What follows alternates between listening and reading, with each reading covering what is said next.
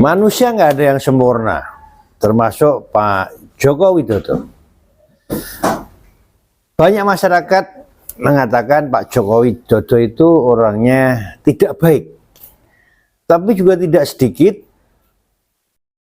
yang mengatakan Pak Jokowi itu adalah orang baik.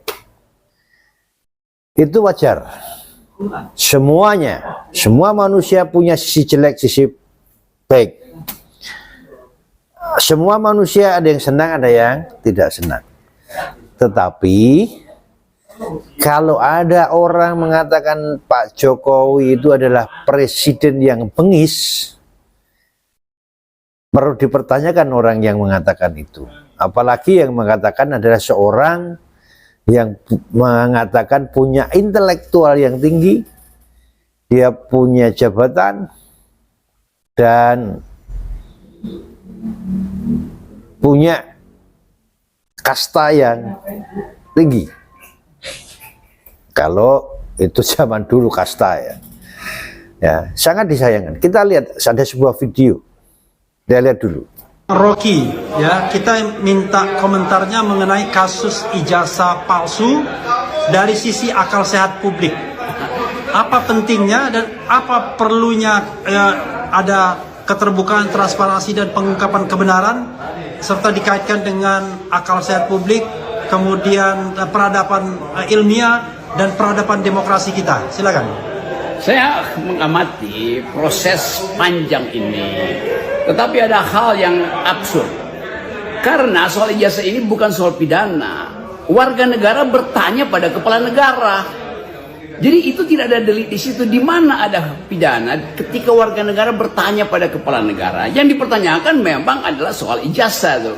Jadi hentikan kedunguan ini, dan kita makin lama makin tahu bahwa sangat mungkin ijazahnya asli tapi orangnya yang palsu tuh. Jadi sebetulnya ini skandal. Kalau ternyata bahwa Presiden Jokowi pun punya ijazah yang asli dan orangnya asli, tapi dia sudah menyiksa publik bertahun-tahun. Artinya dia jahat, dia begitu. Apalagi kalau dibuktikan dia salah tuh, bahwa ijazahnya itu palsu, dianya asli, atau ijazahnya asli, dia yang palsu tuh. Jadi semua hal ini memperlihatkan pada kita bahwa kekacauan berpikir itu udah terjadi dari awal. Nah, kita ingin kembalikan masalah ijazah ini pada kepentingan akal sehat, yaitu diriset oleh Dr. Tifa. Jadi biarkanlah riset itu berlangsung. Urusan pidana itu tidak boleh diajukan karena ini adalah pertanyaan warga negara. Harusnya kepala negara menjawab secara etis, bukan mempidanakan warga negara sendiri. Ada yang mengatakan, satu lagi, ada yang mengatakan kepala negaranya kan sudah tidak dia lagi. Kok dia warga negara biasa saja? Iya, tapi tempus delicti, locus delicti ketika dia menjadi kepala negara, atau bahkan ingin menjadi kepala negara, itu lebih gila lagi tuh. Jadi seandainya diketahui dari awal bahwa proses dia memperoleh jasa itu tidak benar, metodologinya kacau, maka mesti dibatalkan. Kan novumnya begitu kan. Nah sekarang untuk memperoleh novum itu dilakukan riset akademis. Nah riset akademis nggak boleh dihentikan, dia masih berlangsung riset itu. Jadi percaya pada publik bahwa publik menganggap kepalsuan dari Presiden Jokowi itu terbaca di dalam perilaku dia, karena itu orang curiga, karena itu orang bertanya tuh. Jadi karena ada kepalsuan di dalam penampilan publiknya, orang curiga ini punya ijazah apa enggak, maka orang bertanya. Jadi pertanyaan itu adalah pertanyaan warga negara, harus dijawab oleh kepala negara, bukan malah mempidanakan mereka yang bertanya. Pada waktu itu beliau adalah kepala negara. Salam kerja. Nah, semua tahu, semua masyarakat Indonesia bahkan di luar negeri pun tahu siapa dia. Dia adalah seorang dosen yang sering ngobrol di mana-mana, sering mengeluarkan statement di mana-mana, sering diundang kemana-mana untuk berbicara. Dia mengatakan Pak Jokowi bengis. Dia sering bermain dengan kata-kata. Arti dari kata yang dia ucapkan selalu dia artikan sendiri.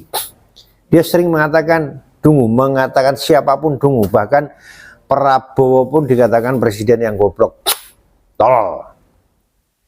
Nah, dia seorang intelektual katanya, tapi mulutnya seperti mulut comberan yang nggak punya etika.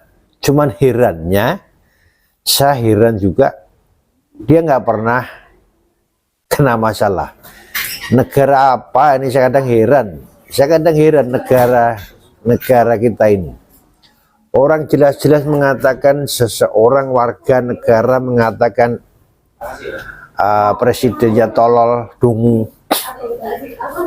ya, mantan presidennya pengis.